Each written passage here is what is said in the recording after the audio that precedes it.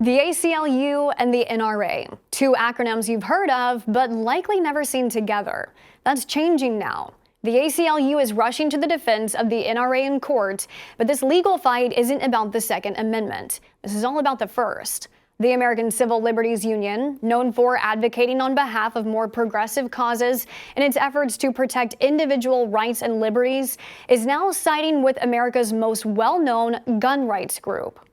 The ACLU announced that it is representing the NRA at the Supreme Court in its case which alleges New York's Department of Financial Services violated the gun group's First Amendment rights, even though the ACLU says it doesn't necessarily see eye to eye with the NRA.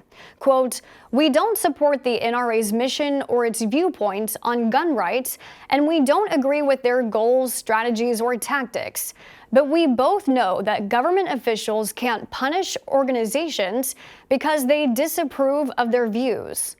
The NRA alleges that the New York regulator infringed upon its First Amendment rights by blacklisting the group following the Parkland High School mass shooting in Florida.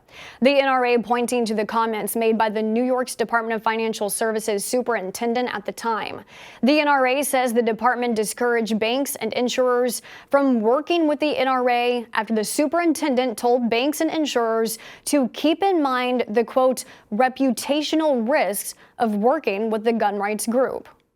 Word of the ACLU representing the NRA has drawn criticism from the New York Civil Liberties Union, which had strong words for the ACLU following the announcement, saying in part, quote, "The NRA is among the most powerful advocacy organizations in the country with resources to secure the nation's finest lawyers.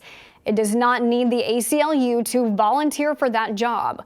We remain a proud affiliate of the ACLU, but in this moment, the NYCLU respectfully dissents." In a post on X, the NRA said it is proud to stand with the ACLU as the groups unite to fight against regulatory authority violating free speech.